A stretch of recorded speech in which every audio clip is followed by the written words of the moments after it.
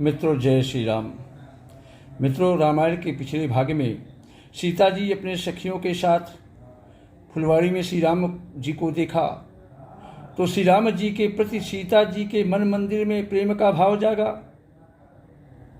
तो अपने मन में सकुचा गई, संकोच कर गई, किसी से कुछ कह नहीं सकती थी।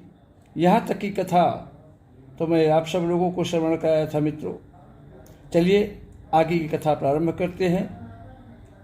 हाँ मित्रों, इतना निवेदन जरूर है कि वीडियो पूरा देखिएगा और चैनल को सब्सक्राइब और लाइक जरूर कर दीजिएगा। चलिए कथा प्रारंभ करते हैं। तो लता भवन ते प्रगट भे, तेहि अवसर दो भाई,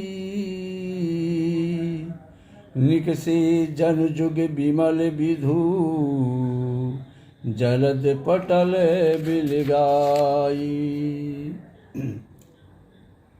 उसी समय दोनों भाई लता मंडप में से प्रकट हुए, मानो दो निर्मल चंद्रमा बादलों के पर्दों को हटाकर निकले हो। तो शोभा शिवे सुभग दो बीरा, नीले पीते जल जाभे शरीरा, मोर पंख शिरे शोहत नीके, गोछ बीच बीच कुसुम कली के। शोभा शिव सुभग दो वीरा, दोनों सुंदर भाई शोभा की सीमा है। नील पीत जलजाभ शरीरा, उनके शरीर की आभा नीले और पीले कमल की जैसी है। सिर पर सुंदर मोर पंख शोभित है, उनके बीच बीच में फूलों की कलियों के गुच्छे लगे हैं। राम और लक्ष्मण के माथे पर तिलक और पसीने की बूंदें शोभायमान है। कानों में सुंदर भूषणों की छवि छाई है। टेढ़ी भौहें और घुंघराले बाल हैं। नए लाल कमल के समान रत्नारे लाल लाल नेत्र हैं। ठोड़ी, नाक और गाल बड़ी सुंदर हैं प्रभु के, और हंसी की शोभा मन को मोल लिए लेती है। मुख की छवि तो मुझसे कही नहीं जाती, जिसे देखकर बहुत से कामदेव लजा जाते हैं। इतने सुंदर लग रहे हैं प्रभु। तो उरे मणिमाल कंबु कलगीवा, अका में कलभ कर भुज बल शिवा, सुमन समेत बाम कर दोना, असावर कुमार सखी सुठी रोना। वक्षस्थल पर मणियों की माला है, शंख के सदृश सुंदर गला है। कामदेव के हाथी के बच्चे की सूंड के समान उनकी भुजाएं हैं।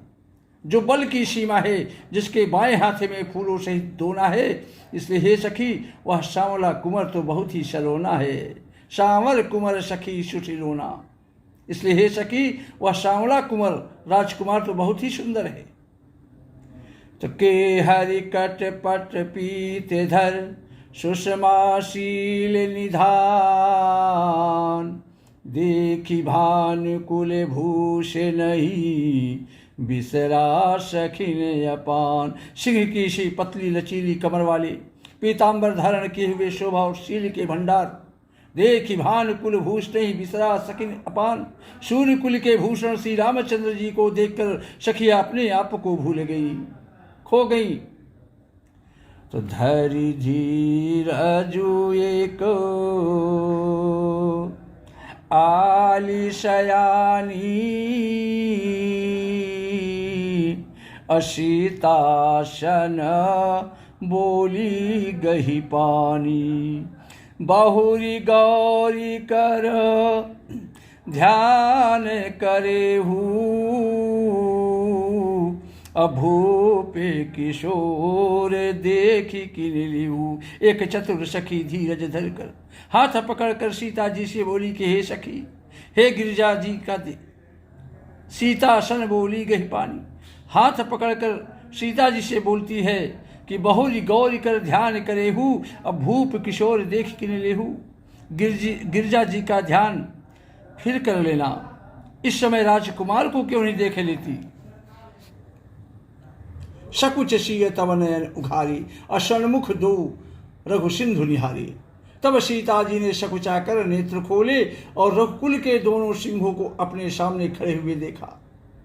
नख सिख देखी राम कै शोभा, और सुमीर पिता पन मन अति शोभा। नख से शिखा तक श्री राम जी की सुंदरता को देखकर और फिर पिता का प्रण याद करके उनका मन बहुत क्षुब्ध हो गया। तो परवश शखीन है लखी जब सीता,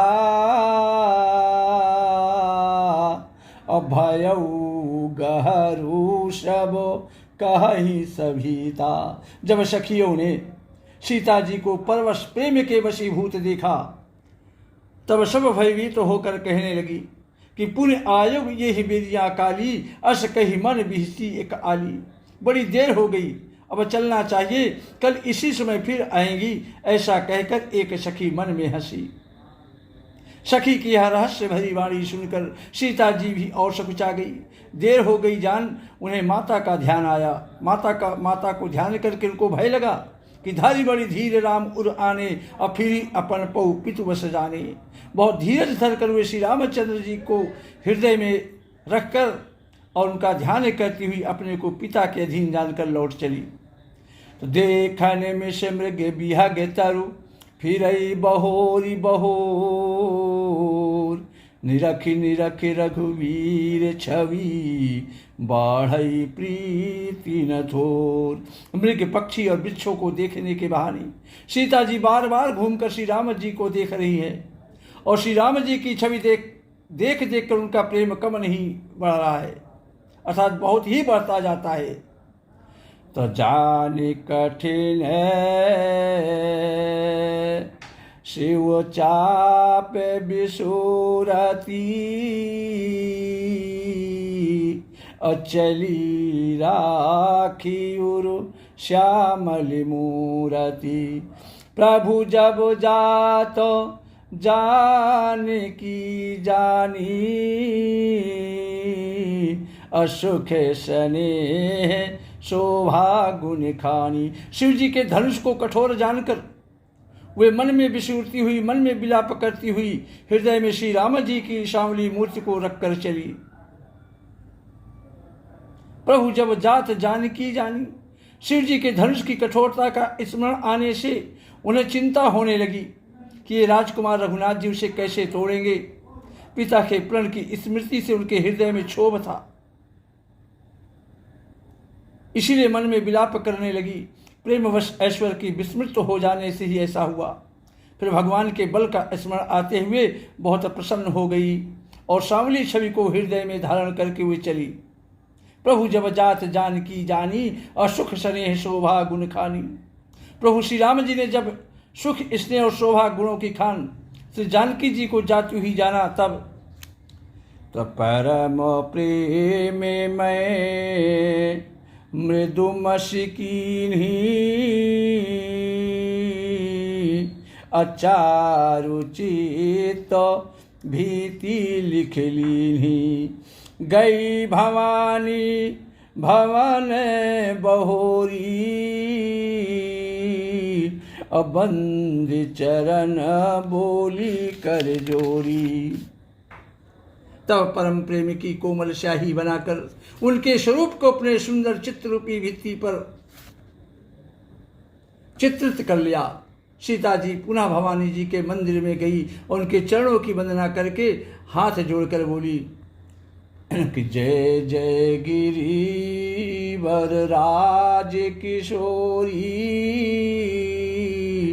अजय महेश मुख चंद चकोरी। जय गज बदन खड़ानन माता, अजगत जननी दामिनी दुति गाता।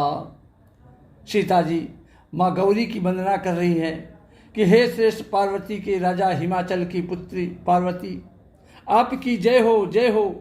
हे महादेव जी की मुख रूपी चंद्रमा की ओर टकटकी लगाकर देखने वाली चकोरी, आपकी जय हो।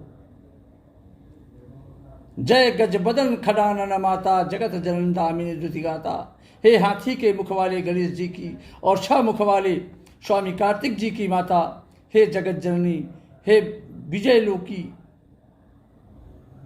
हे बिजली की सी कांति युक्त शरीर वाली माता पार्वती, आपकी जय हो। नहीं तब आदि मध्य अवसाना, अमित प्रभाव वेद नहीं जाना। आपका न आदि है, न मध्य है और न अंत है। आपके सीम प्रभाव को वेद भी नहीं जानते माँ। तो भव भव विभव पराभव कारिणी और विश्व विमोहनी स्वश्य विहारिणी।